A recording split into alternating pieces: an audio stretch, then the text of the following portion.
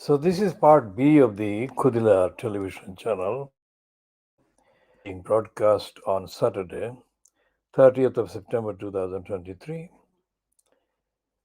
This is the day that the I newspaper, which is controlled by the Daily Mail, is running its version of the liar Boris Johnson joining the chorus allegedly in support of the people of the North over Sunak's unavoidable financial compulsion that HS2 is a liability and is a huge liability. According to the I newspaper, which I shall be quoting from, the liar Boris Johnson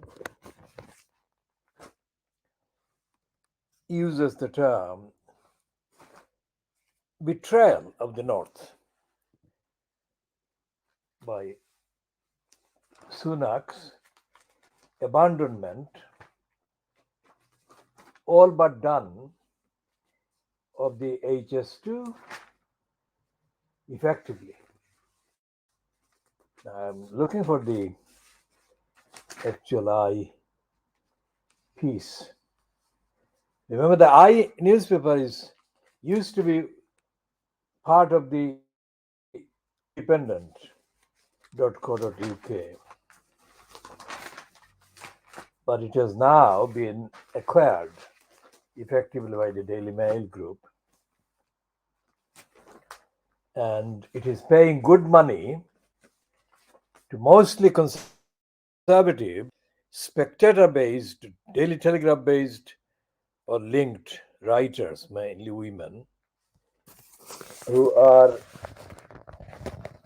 relishing this period of the sinking of the SUNK Sunak fronted conservatives. No other outlet is carrying those particular pieces, like Katie Bowles, Isabel Hardman, et al. Now, on page 6 of the I newspaper today, under transport, there is this heading: Johnson, scrapping HS2 would betray the North. Now, before going anything, even one word into the copy of that piece under that headline or heading, well, headline and heading as well, because it's one line. Let me emphasize that I began going on the record, going public in print and online, I think in 2005, 2006, not later than that. As soon as I became aware, on the one hand, of the destruction of political scope for the liar Jeffrey Archer as the Conservatives' candidate for mayor at the expense of London, and the pushing the candidature, the likely candidature by the Conservative criminals of the crook Boris Johnson. And I actually have continued diagnosing the criminals' degeneration. Boris Johnson is a complete, absolute, congenital liar. So he is the last person on earth to be linked to it any concern for the North. The people of the North collectively have been condemned by him regularly. So much so that when he attacked the people of Merseyside and told them not to moan, complain, he was, of course, a front bench shadow member of the conservative opposition fronted by Michael Howard.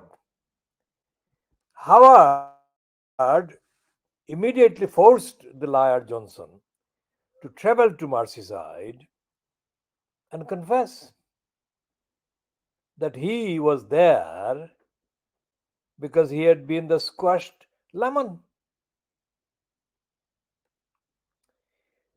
I mean, Michael Howard is the only leader of the Conservative Party in the history of the Conservatives, anyway, in the last, let's say, 20, 30 years, that has taken such an action against the liar Boris Johnson.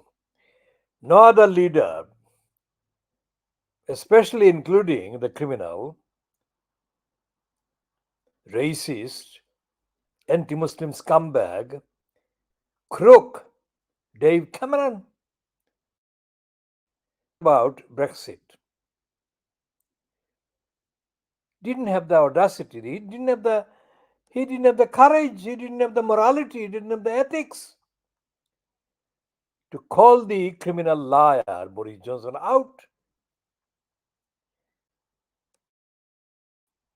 And he has habitually attacked the people of the North, Boris Johnson, that is, as is his wont. He attacks the Muslims, attacks Muslim women wearing burqas, and he betrayed. He is the one who is on record as betraying people. Betrayed Nazanin Ghaffari Ratcliffe.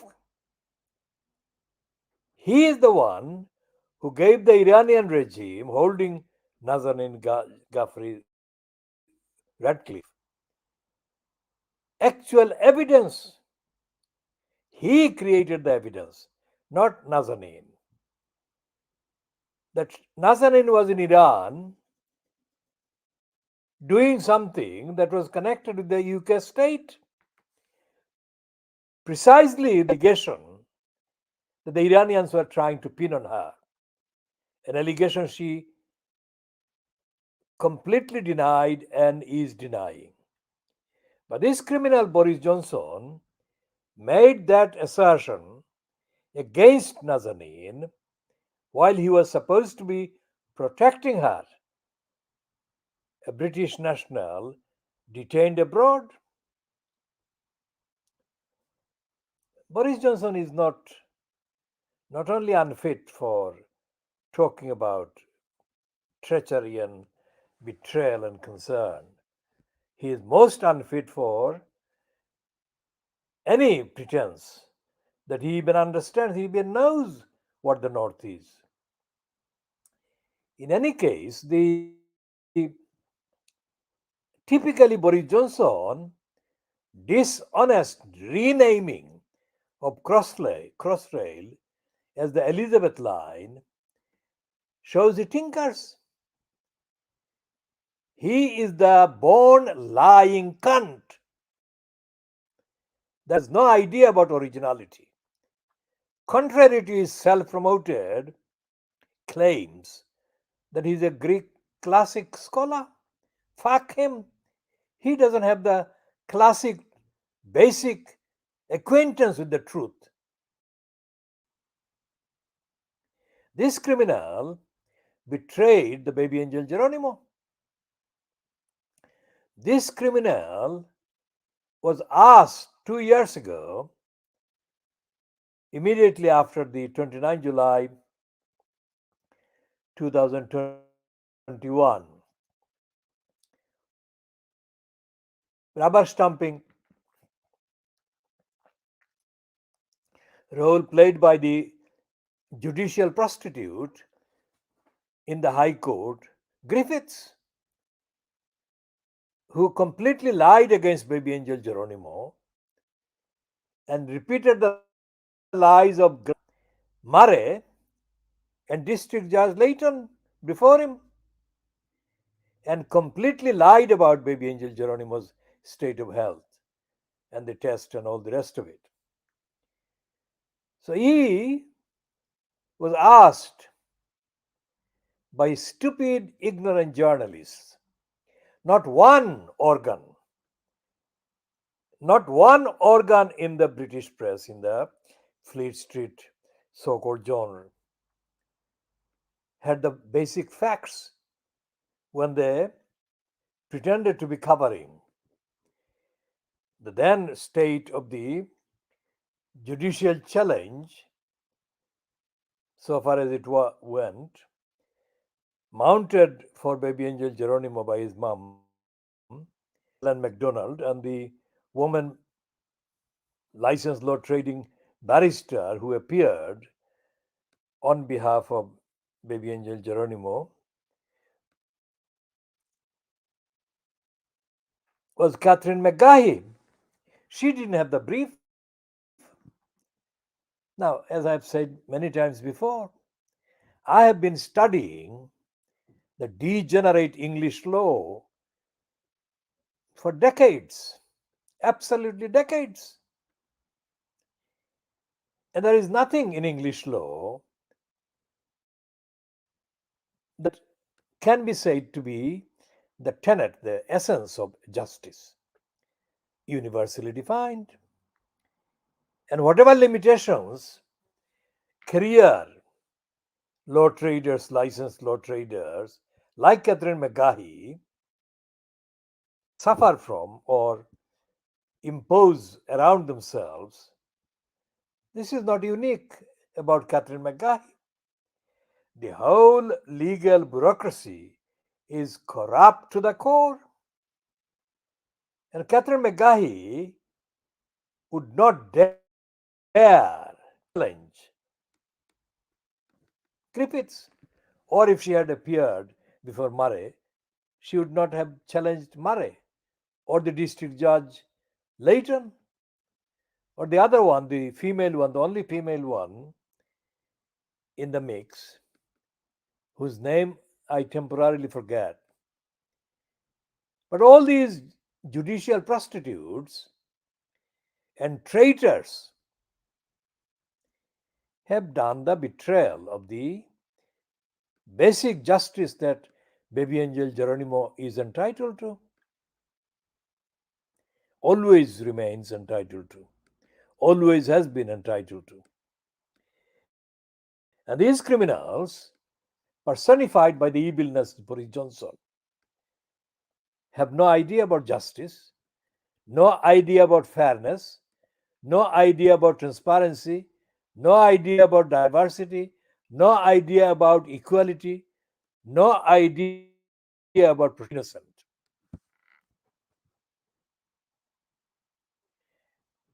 Incidentally, all these so called registered charities, mainly fronted by the RSPCA, these criminal organizations have been silent, absolutely silent. If silence is the word, because their de facto endorsement would be to back the evilness Christian Middlemiss and support her criminal plot, conspiracy against baby Angel Geronimo. So I say that the I newspaper is showing its criminality by association because it is controlled by the Daily Mail agenda. They are wrong. They are wrong to carry this piece about Liar Johnson saying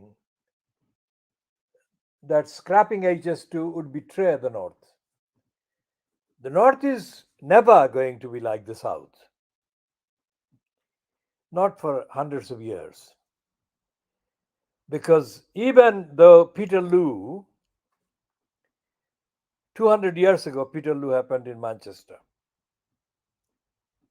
But in the 200 years that have followed, nothing comparable to Peter Lou has been visible in the political horizon by the any identifiable collection of people that could be described as politically radical or campaigning.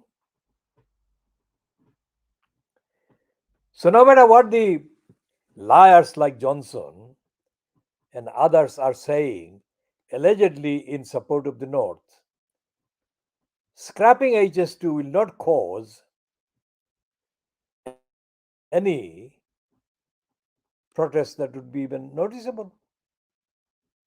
Because every single one, including Andy Barnum, the liar, who is the mayor of Manchester,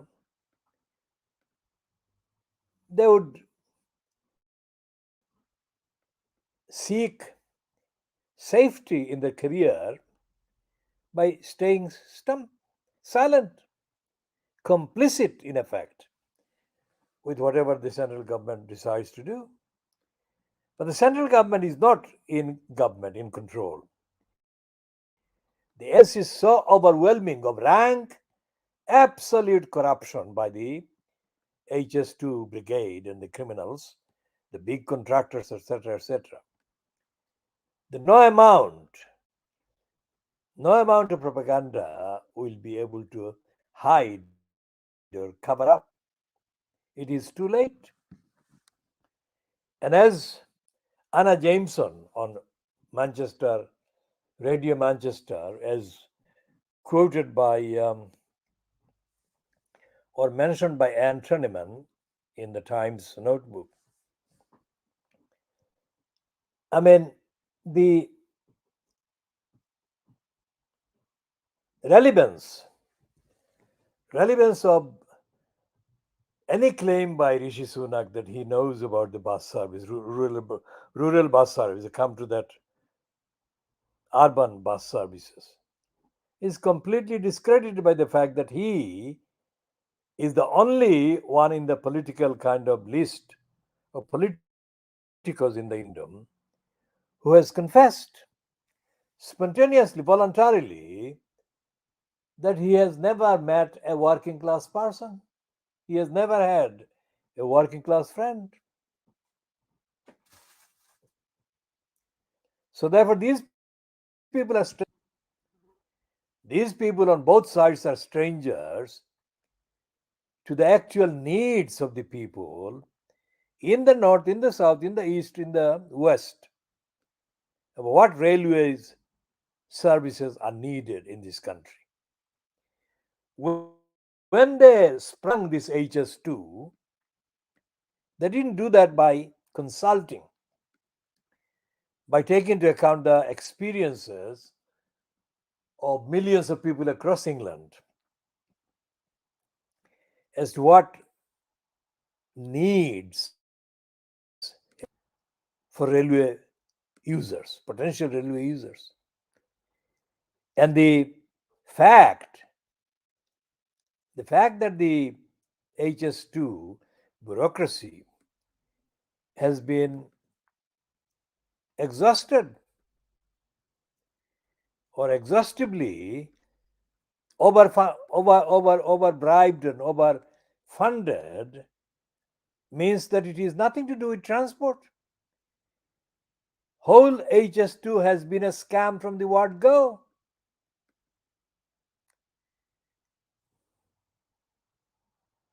And going back to the slogan that we successfully defeated, identified, diagnosed, and defeated the Khoodeelaar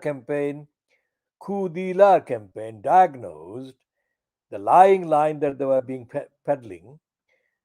The promoters of the Crossrail scam were promoting the idea that when Crossrail is built,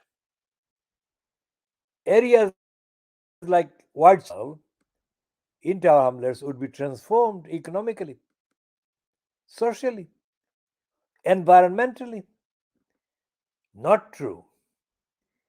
If you look at Whitechapel that I looked at today, it's the same. And I said that 15 years ago, 16, 17, 18 years ago, when I first started organizing the campaign against the Crossrail hole plot to dig a hole in Brick Lane and attack the east end of London. I said that they were lying. One of the lies that was retailed by Abbas Uddin Elias Halal, who was at the given time in post as the leader of the Labour group and the leader of the Tar Hamlets Council. That lie, as mouthed by Abbas Uddin Elias Halal, was that the London hospital was being refurbished, etc., etc., and there would be thousands of students coming to the London hospital in Whitechapel. Now, clearly, that was a stupidity that only Abbasuddin Elias Halal could be trusted to deliver in its original stupidity, stupid form. Abbasuddin Elias's record is a record of stupidity. Now, this is now 2 years, 2 good years since the Crossrail line began operating, of course, misnamed by the liar Boris Johnson as Elizabeth Line, but there has been no evidence that thousands of students have begun to pour on Whitechapel mainly through the Crossrail line. Absolute lies. Yesterday I traveled on the district line, and the district line is probably the worst maintained London Underground Railway line that can be found.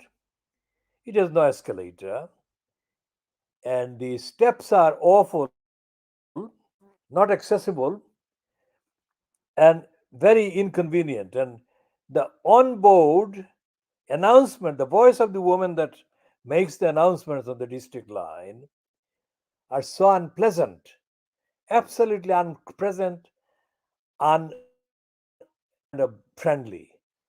And they come as a kind of, they hit your kind of ears. I mean, this is the one example.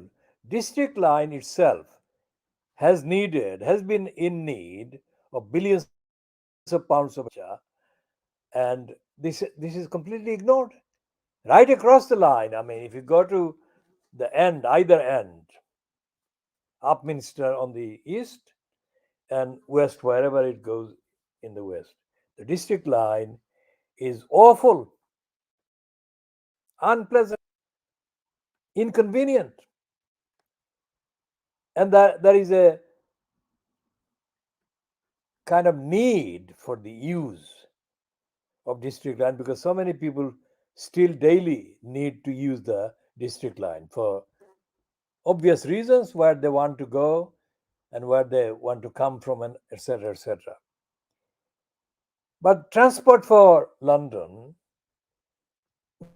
whose titular head is the occupant in the post of the mayor of London, Transport for London is politically dead, engineering, environmentally dead. Transport for London is not dead just about the railway networks, but it is dead about the buses. Most London buses are, they're falling apart. Like every day, literally hundreds of stoppages occur because buses won't move or buses dysfunction. Like today, Saturday, the 30th of September 2023, several incidents happened while I've been traveling on the buses. I mean, this afternoon, one bus in East London stopped. It won't shut. It won't shut, and the driver had to come out and manually tamper with the kind of exit. And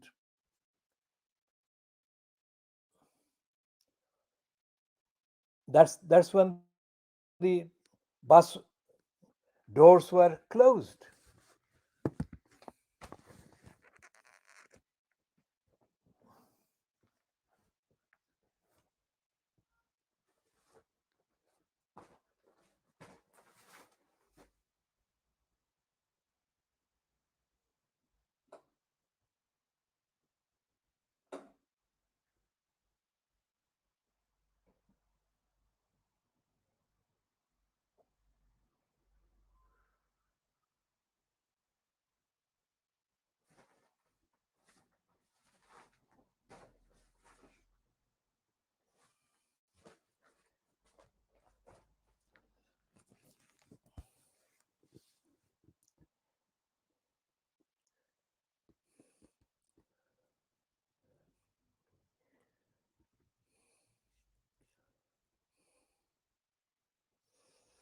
So we had a kind of electric incident which could have been heard when I was speaking.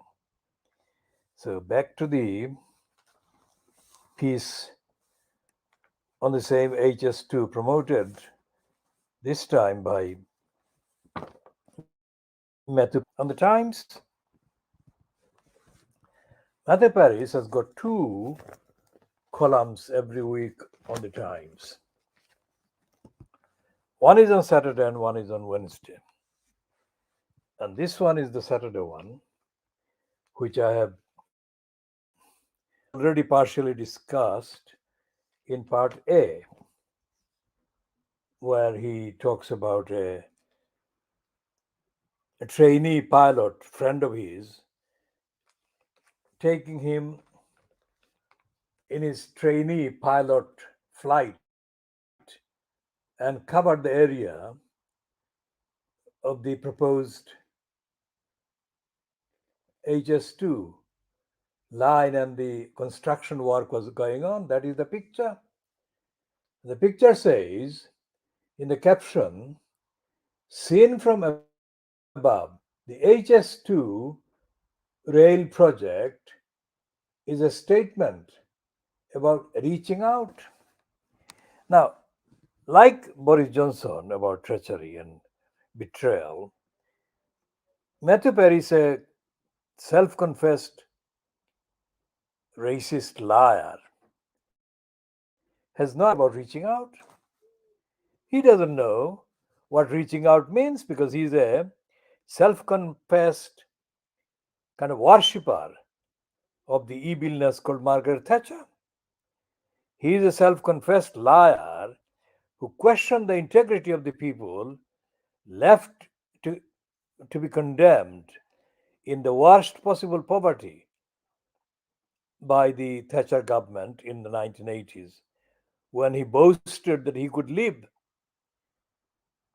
on the less than £30 a week, a benefit that the poorest people were being getting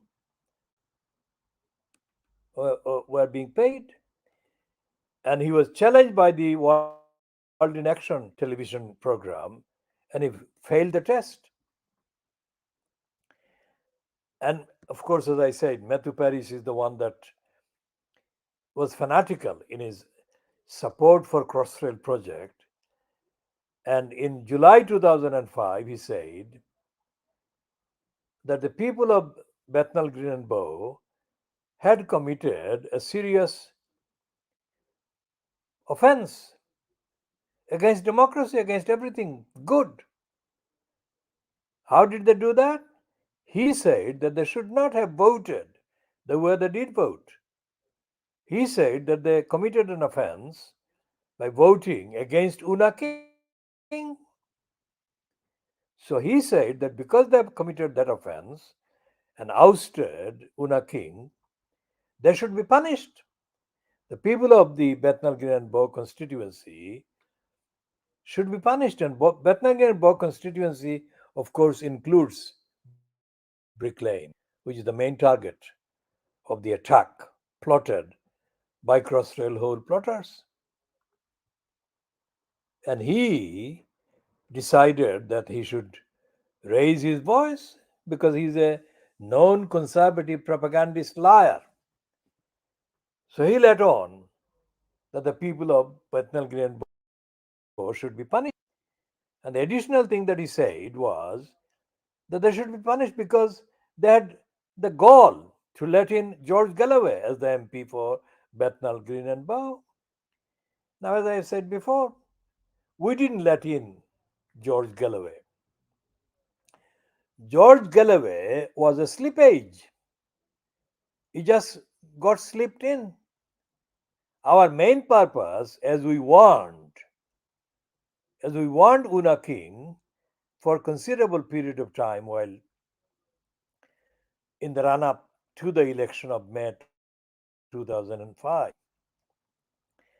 that she had to stop misrepresenting the constituency and she had to show that she was representing the constituency's preference for demanding justice for the people of Palestine. And Una King repeatedly refused to do that. Una King even went further and she challenged the people, the voters in the Bethnal Green constituency, and said to them, said to us, that they can vote me out at the next election, which is exactly what we did. It wasn't letting in George Galloway, it was getting rid of Una King. Now, whoever would have been the candidate against her at the same time would have benefited. It turned out that it was George Galloway who was the candidate nearest to her in psephological terms, in electoral terms, electoral analytical terms, and he benefited. And we didn't mind at all for the simple reason that Galloway at that time had, on the face of it anyway, Galloway had promised the people of Bethnal Green that he would do everything to meet the requirements of the constituency in terms of the demands on the MP for the constituency. That is what he said. Whether he carried out what he promised is another matter, but he didn't question the people's demand that the people of Palestine should be supported. That is the very clear preference that the people of Bethnal actually made clear. And Una King repeatedly insulted that. Not only was that the pace, in the run up to the 2005 election, well, Una King was still in place as the MP for the Bethnal constituency, where Bricklane is situated. We sent her a questionnaire. I wrote the questionnaire to her. And I put the main issues about her role up to date on the community's campaign against the Crossrail whole plot. Una King didn't answer. Una King, of course, couldn't answer because every question that I had written had been based on the knowledge that she had not supported the community. And she could not write saying that she didn't support the community. That would be too much. And the campaign against the Crossrail whole plot was the most powerful political campaign in that constituency at that time. Of course, it remains the most powerful campaign for 100 years from the East End of London. Quite apart from the people of Poplar, the councillors of Poplar did the campaign that was the most remarkable campaign against the central government, any central government action. And then came the Khoodeelaar campaign, mobilized by me against the central government attack. Again, attack on the East End of London. So we had regularly, routinely, transparently made it known periodically to Una Kings, whoever member of parliament in place at the time, not because it was Una King who was in place, but it was the MP, whoever it was, who had the duty to reflect the community's campaigning opposition to the Crossrail whole plot. Now, Una King didn't reflect our opposition to Crossrail whole plot attack on the community. Just as I have again recounted yesterday, the then council leader in Hamlets was Abbas Uddin Elias Halal. And I had a brief meeting with Abbasuddin Ali Zalal in a restaurant in the Greater X Street, at which meeting I spoke to him in Siloti and I said to him in plain terms that he, being the leader of the council, Tower Council, which was on the record as inviting Crossrail whole plot, had two options: either to support the community, that is Khudilar campaign, and stay in post and power, or to refuse to support the community and be identified by the community campaign, Khudilar, as complicit with the Crossrail whole plot. That is the point that I actually spelled out to Abbasuddin alias Halal at the restaurant where I had a brief meeting with him, the restaurant being in Greater X Street. And Abbasuddin alias Halal briefly replied to me saying that Bhai Sahab, that is elder brother, the policy of the council is a party matter. Now, at that time, I was very much actively aware of what was going on in the Labour Party in Tower Hamlets, and there was no way that what Abbasuddin Ali Salaz told me was the truth. The Labour Party in Tower Hamlets has been a mess for a very long time, which is the significant explanation as to why the crook's agenda of foisting an elected mayor on the council has so far been allowed to take place. So I told Abbasuddin Ali Salal at that meeting in the Greater X Street restaurant that based on what he was saying and based on the fact that I gave him the opportunity to save his political career, he chose to risk his political career. Now, this I followed up by focusing on Abbasuddin Ali's Hilal's career very intensely and very acutely, to the point where he was not able to get selected as the candidate for the Bethnal Green and Bow constituency as the Labour Party's candidate for the 2010 election, which is part of the promise that I had made to him, that we would make it impossible for him to have a sustained political career in Tower Hamlets. It is obvious that Abbasuddin Ali Salal was not only unwise but stupid. I mean, I was there as the campaigner organizer, which had rocked the internal operations of the Transport Department for Transport in the UK government, which has been shaking Ken Lyingstone Livingstone, the leading mover behind the Crossrail whole plot, as the mayor of London,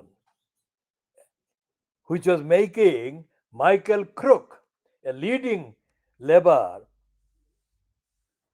councillor for Tower Hamlets, while Abbasuddin Ali Salal was the leader, admit to council employees that every morning he, Michael Crook, that is Michael Keith, would shake, being uncertain as to what Muhammad Haq was doing or about to do against him on that day. All of these things are real. And Abbasuddin Ali Halal completely misunderstood. Thus, he paved the way for Michael Crook because Abbasuddin Elias Halal was dethroned as the leader of the Labour group, and Michael Crook took his position. But when Michael Crook took his position as the leader of the Labour council, there it was illegally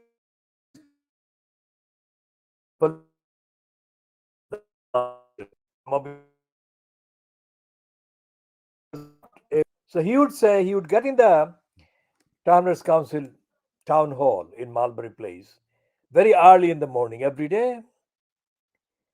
This is something I'm saying based on the volunteered information given to me by the staff member concerned who was involved in the quote press office of Towners Council. He said that Michael Crook was nervous. Every day he would ask the staff to be on the lookout for Muhammad Haq was about to do on that day against him. This was not unclear, this was not incoherent. It's a very clear demand that our campaign, the Khoodeelaar campaign, made, saying that Towners Council should stop supporting the Crossrail whole plot as it was. And if it didn't, then we should make every effort to make the political careers of individuals that we targeted very, very hard indeed.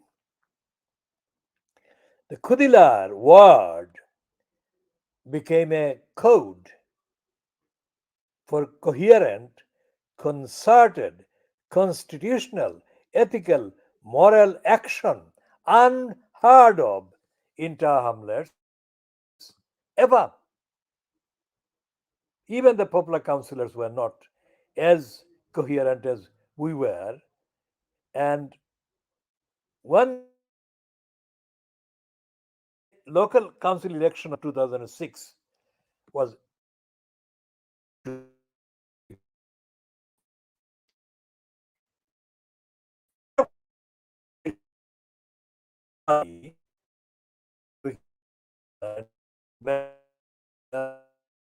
inserted the word Khoodeelaar in their broadcasts, in their social media statements. Not because they were supporting the Khoodeelaar campaign, but because they understood the electoral appeal of the Khoodeelaar word. And I knew what they were doing. And I knew that they were being dishonest. But the fact that they were being dishonest was less important than the fact that they were being dishonest in appreciating the appeal of the word that I had created and the campaign and the movement that I had created. So it was having an impact in the right way, that is to say, every time they mentioned Khoodeelaar, it enhanced our appeal and it decreased the appeal or the status of the council. Now, Anne Treneman, in her notebook today, refers to a reporter called Anna Jameson on BBC Radio Manchester who interviewed Rishi Sunak. And Sunak gave a pathetic, stupid, ignorant answer in relation to HS2, why he was dropping HS2. He said that he would do, let's see what Anne Treneman says in her summary of what Anna Jameson said. On the headline is in the notebook headline notebook column. The item is on the buses, and Anne Treneman says, I particularly enjoyed the grilling by Anna Jameson on Radio Manchester. Should she take over from Keir Starmer at PMQs, in which he, that is Sunak, kept intimating that what really mattered was potholes and investing in local bus services.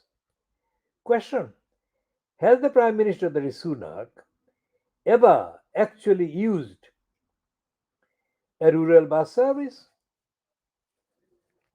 Anna Treneman says. And Treneman says, I would suspect not. If he did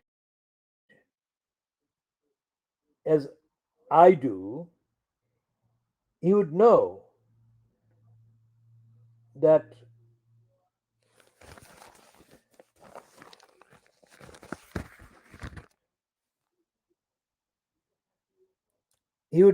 no one, especially central government, seems to have any control over the rather eccentric timetables. The goal, as I understand it, is to schedule fewer buses than are most needed. It is anything but full. It's anything but dull. Though recently I got on the wrong bus, right destination, wrong route, and I had to pump out.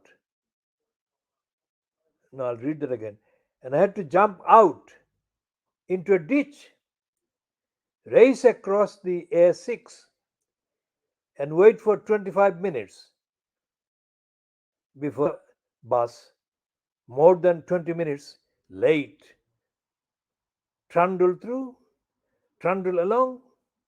The Prime Minister says buses are the most popular form of public transport. Huh? Could that be because in so many places they are the only form? The alternative to HS2 is not local bus services. Full stop. So that is the summary of Anne Treneman, and she summarizes correctly that Sunak has no idea about the bus services. And I add that he has no idea about bus services, rural or urban, full stop. Nor has he got any idea about HS2, because if he had any idea about HS2, he would have been able to articulate and admit in articulating that truth that it is completely wasteful, that it has been used as a scam from the word go by big business controllers and big contractors who are fleecing the public of billions and billions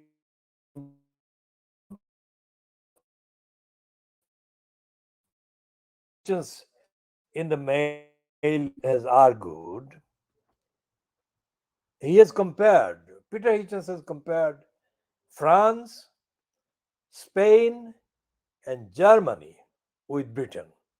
And what he has done is to give the actual square miles, the actual sizes of these three countries compared to the UK.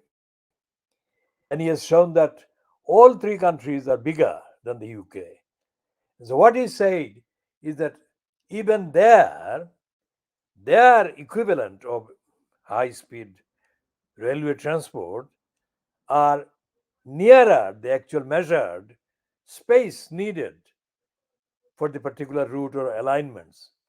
Whereas in the case of HS2, it is way too big, which is in excess of the technical kind of measurements needed to fit the line. Quite a quite an extra burden of security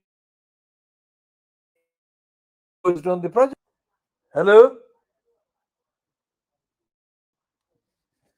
Let me check who is there. Hold on.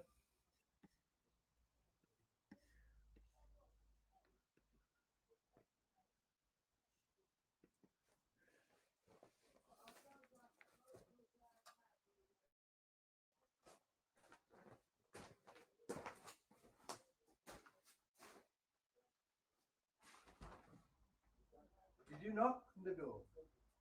So I heard some noise. Okay.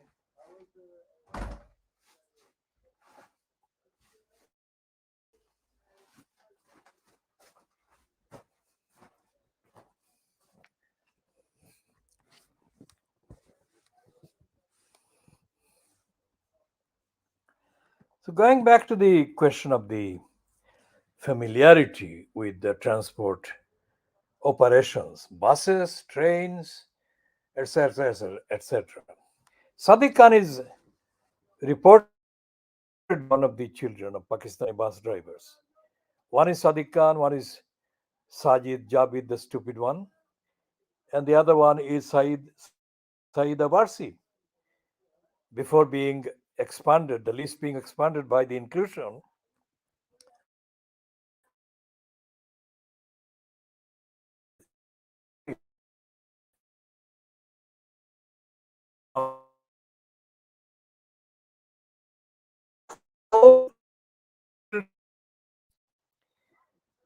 and it seems that buses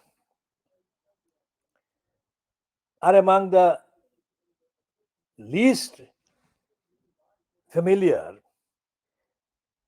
phenomena, operations to these children, as has happened with Newham's Roxana Fias, who has been forced to apologize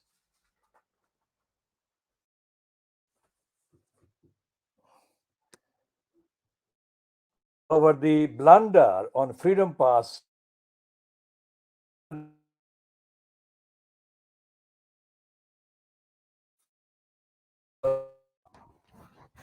is a bus pass that is given to people with particular age qualification entitlement. And this is issued by the local council. But essentially, the money that it kind of loses because this is a free pass is recovered from central government under this heading. But the decision to allocate the freedom pass to each individual person is a decision made by the local council. Now, one of the things that Roxana fears as incumbent in the post of mayor at the expense of the people of Newham does is spew, spew false sincerities. For example, she did notoriously on the 12th of November 2018 in front of the United Nations poverty envoy who was visiting Canning Town in Newham and was attending a meeting held at the community links based in Canning Town about poverty, etc., in Newham and in other parts of London. And at the meeting, one of the people who spoke at the meeting was a woman who had been badly treated by Newham Council Social Services. And hearing account, Roxana Fias staged an apology in front of the public attending the meeting and said that this kind of behavior towards this woman by people we, that is Newham Council, employ should not have happened. That's it. In her apology, she didn't say that this will be changed. She didn't say that the code of conduct of the behavior of Newham Council Social Services, which is what was in question, would be altered or reviewed. She didn't say that everyone who had a complaint against any member of the staff of the Newham Council would be treated with respect and their complaint will be rigorously examined and investigated. She didn't say any of those things. However, the fact that she did stage that apology was prominently published on the 13th of November 2018 by the online publication independent.co.uk. And the writer of that piece, as published, was May Bullman. Now, since that time, now that was November 2018, 19, 20, 21, 22, 23, 5 years. 5 years later, Ruxana Fiaz has not corrected the corrupt, the cruel, the unfit for purpose behavior and attitude on the part of the social services.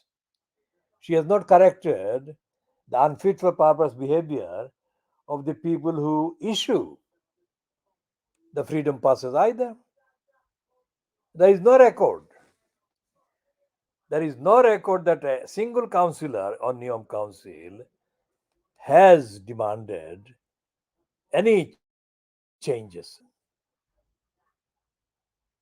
So, this is a completely corrupt darkness that is being fronted by the daughter of a Pakistani bus driver who has messed up the freedom to use the freedom pass on the buses mainly of at least 200 people in Newham.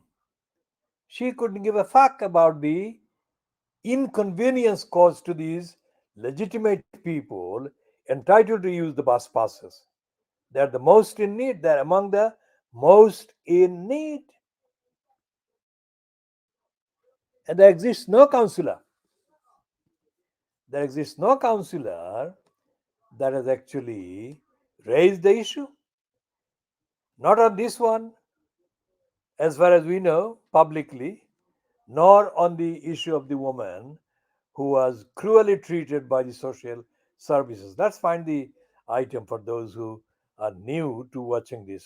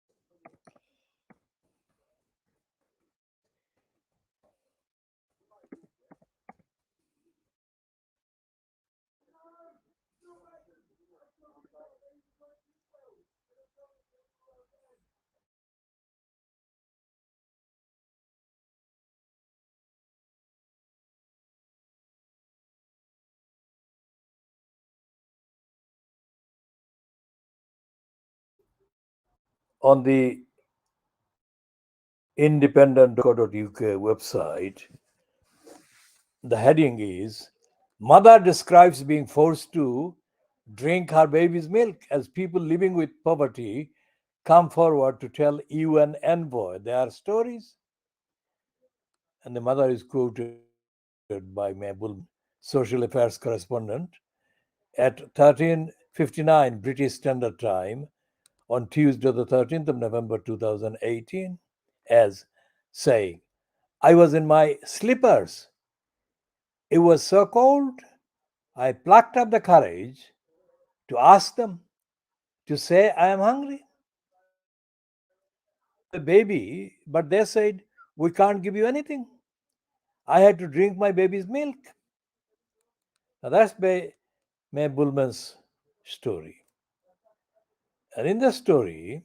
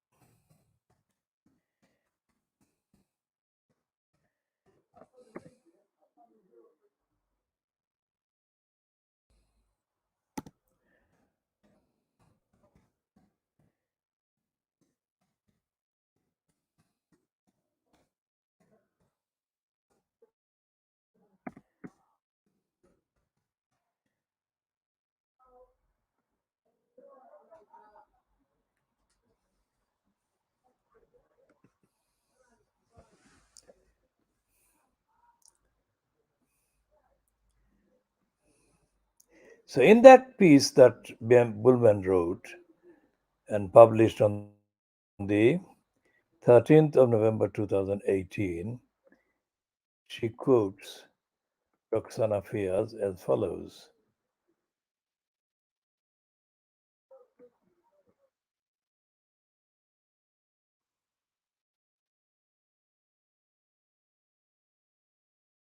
After hearing the witness statements, Mayor Roxana Fiaz said, "Can I just apologize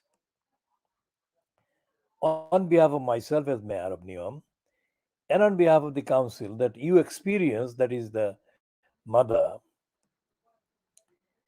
you experienced that treatment at the hands of people that we employ. It shouldn't have happened. This treatment of our residents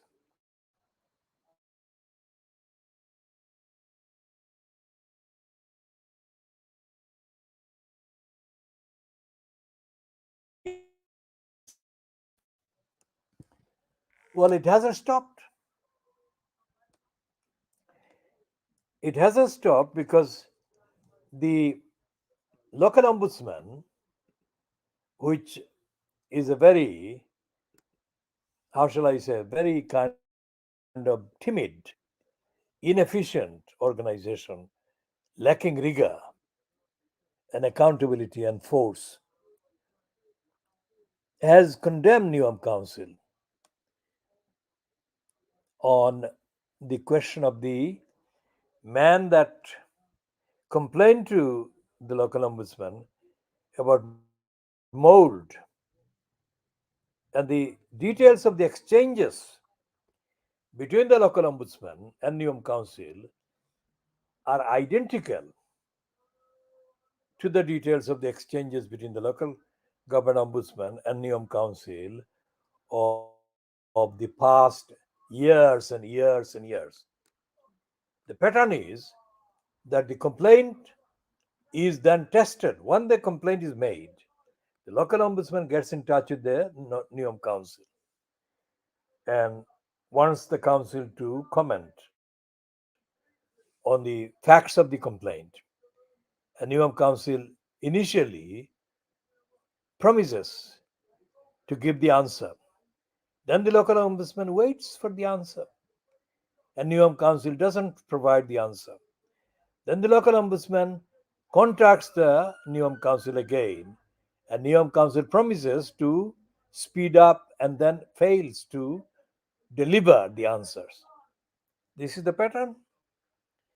And this pattern was actually established while the liar Robin Wales was in post as the elected mayor at the expense of the people of Newham for 16 years.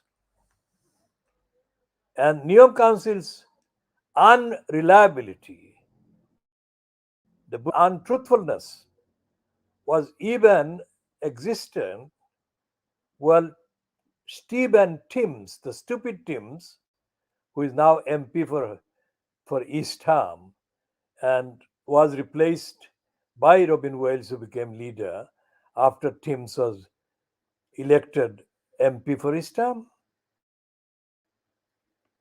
So Neom Council has got a long history of being the one of the councils that is operated based on lies, denials, cruelty, lack of compassion, and lack of competence, and lack of actual engagement with the needs of the people. Not only are the victims of the mold are treated badly, but people like the freedom pass applicants treated badly. Housing applicants are treated badly, and so on. And the buses that run in Newham, many of the buses that run through Newham are unfit for purpose. They are in need of repair, but there is no sign anywhere that the Newham Council is bothered about making the buses safe. So we shall be talking about all of those things in due course. Moving on to the corruption. Corruption by Adrian White. Adrian White is the chief editor of a corrupt outlet called the Newham Voices. Now, Newham Voices should be retitled as Newham Vices. That is the wrong things about Newham that actually misrepresent the experience of most of the people in Newham in relation to the local Newham Council. Now, Adrian White used to be one of the group of so-called left on the NUJ, National Union of Journalists, that set up shop in 1981 from an address in the Victoria Park Square, just outside the Bethnal Green Underground Station on the Cambridge Heath Road. And I joined the project in good faith in order to help them combat the excesses and the corruption and the lies of the then existing East London idiotizer, which was the purpose for the setting up of the East End News, as stated by Mike Jamshit. Mike Jamshit, Jake Eccleston, and Adrian White were the three left wing NUJ members that had declared their decisive leading role in setting up the Eastern News to combat, to oppose, to expose, to rival the East London Advertiser, which is the name I gave it was East London Idiotizer.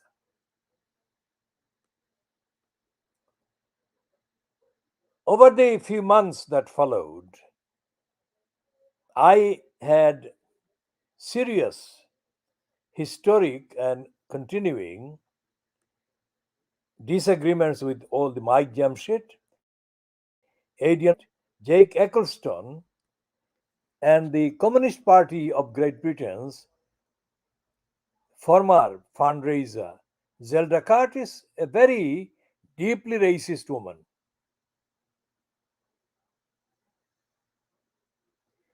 Now, the project, of course, collapsed because the project was really not seriously intended to rival and expose the racism of the East London Advertiser. It was seriously intended as a source of raising Greater London Council money under the pretext that it was a diversity effort. I had nothing to do with that. But these criminals lied about their actual purpose, which is why the East End News collapsed very soon. It it became discredited and it had no edge. It had no investigative edge. It had no real agenda except that it collapsed into a mass of confusion based on the collection of racists that joined there, including 2 or 3 South African apartheid women, whom Mike James Shit became very close to. Whether he had any romantic, sex based relationship with those women, I cannot say. I didn't physically witness anything, but he was very much close to those South Africans, apartheid women. So the East End news collapsed, and this is now nearly 40 years later, more than 40 years later. I discovered the operation called Newham Voices, and I discovered to my horror, the man behind it is Adrian White. The Adrian White is not, in any shape or form, a rigorous investigative, ethical, and moral journalist whatsoever. Now, I'll be talking about Adrian White in the context of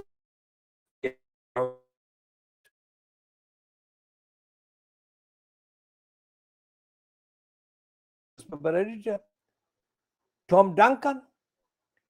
Tom Duncan, who has passed away in the last few weeks, was the one who founded the Newham Voices. And the National Union of Journalists in the 1970s actually expelled Tom Duncan for his racism.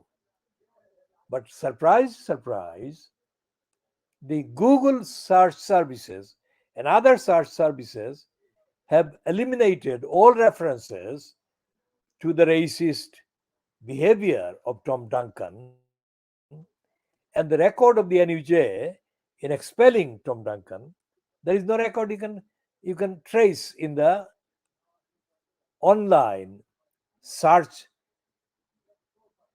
kind of platforms. So I shall be investigating that and updating on the rampant racism of the Newham Recorder today in due course. So we shall be ending this particular edition at 1 hour and 14 minutes. And the local time is 23:11 BST.